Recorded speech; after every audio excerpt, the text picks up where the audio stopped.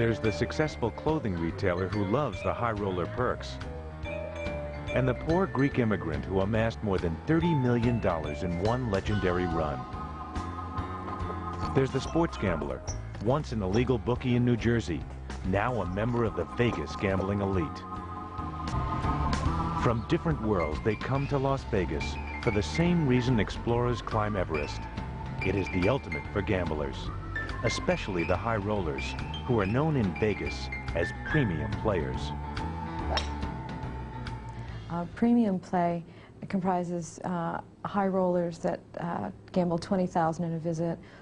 There's also the $100,000 to $500,000 in a visit.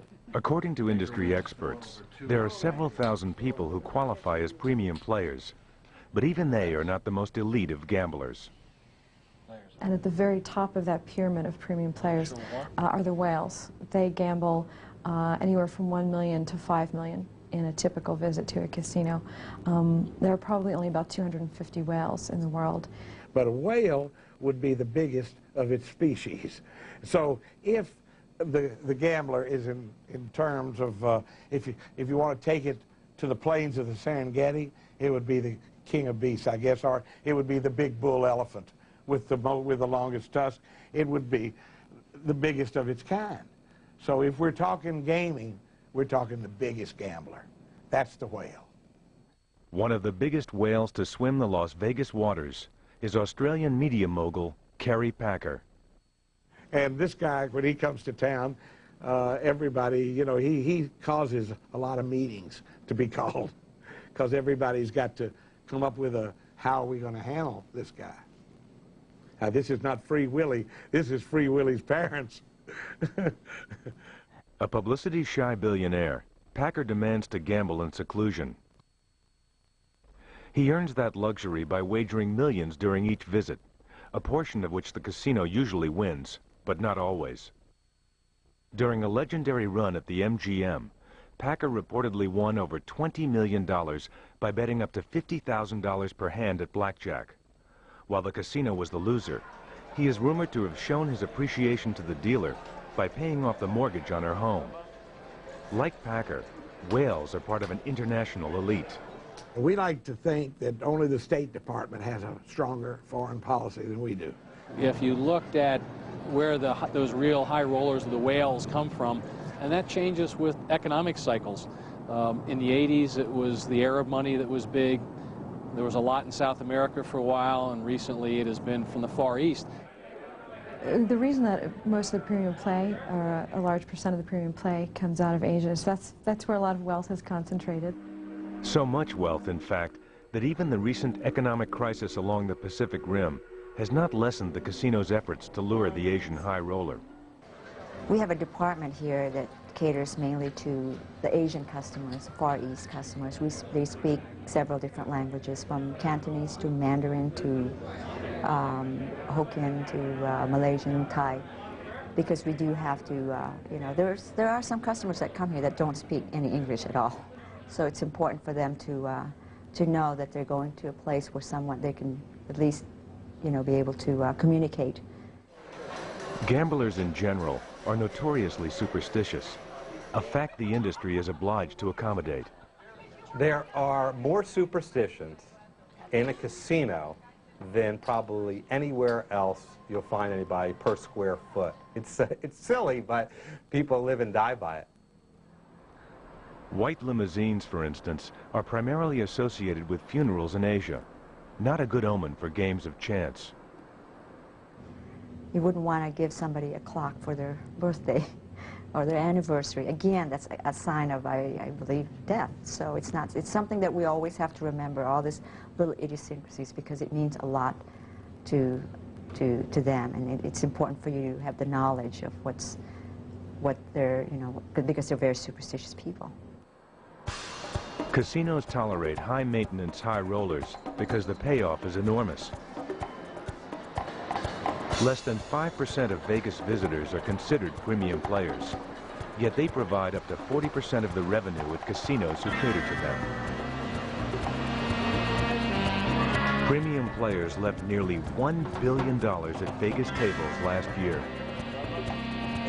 There's probably about 7 casinos here in Las Vegas that are now really actively pursuing the high roller market, and we all do similar things to attract that customer.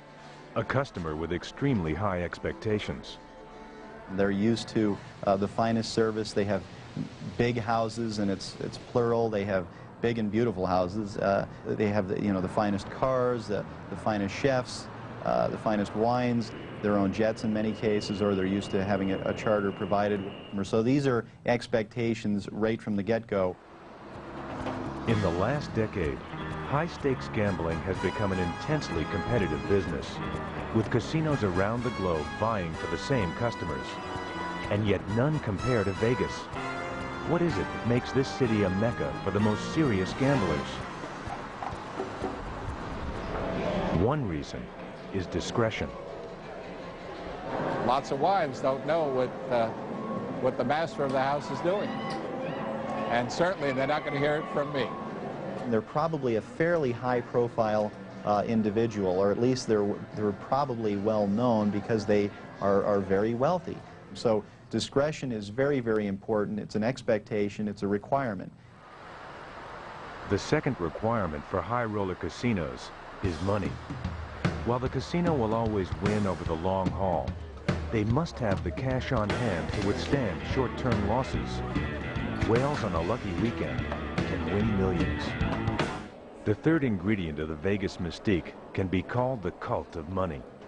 Vegas fawns on the rich, providing a playground with toys that only the wealthiest can afford. The watch is made by Piaget. There are only 8 of them in the world. One is owned by Queen Elizabeth. And for $775,000, you too can own one. Oh my gorgeous piece. You ever go in a bank in your neighborhood and you show them a $100 bill, or a store, you show them a $100 bill, and oh my gosh, they have to look at it 6 times. Here, $100 bill is, like a quarter. It really does, it's just nothing. So people seek this out. There's an excitement, there's a lifestyle, there's a tradition, but when you want to go to the one and only, the original, the mecca for gambling in the world, everybody concedes that it is Las Vegas. The Rio has been traditionally known as a favored spot for Las Vegas locals, but they recently joined the hunt for high roller gold with over $200 million in upgrades. The Rio, like several other casinos in Vegas, is gambling on its ability to attract the high-end customer. Well, high rollers, as they're known in the business, have always had high expectations of how they're treated, and they're treated well because they're a very profitable part of the business. So as that business has become more competitive, it's been sort of a buyer's market. So the customers have asked for more, demanded more, and received more. Competition for high rollers drove the Rio to create a $6 million wine collection, widely regarded as one of the world's finest. It's available to the public, but be very careful which bottle you decide to open. So the most expensive is a lovely 1924 Chateau Mouton Rothschild from Bordeaux in France. And if you want to buy it, if anyone wants to buy it, it's $200,000. We always take $199,000 for cash. Of course, not all high roller tastes are so extravagant, at least not by some standards. Everyone says, what do these people drink? Well, I'll tell you what they drink. The most asked for wine at the moment is Chateau Petrus 1982, and you can't get that wine under $4,000 a bottle. So that's asked for a lot. Wine collections and high-end restaurants are just part of a casino's arsenal in an arms race for the premium player. The ultimate suite at the Desert Inn, for example, is over 9,000 square feet of pure luxury. Even the bathroom fixtures are gold. From the elegant marble entryway to the private pool, everything is designed for the comfort of those that can afford to play or to pay. On a bad day, you'd have to have at least $500,000 credit line. On a normal day, it would be $1 million credit line and above to get into that type of accommodation. But we will rent those suites out, which range in size from the biggest ones, from about 8,300 to 9,300 square feet. We will rent them out. We have rented them out. They go for $15,000 a night. But we do provide a butler.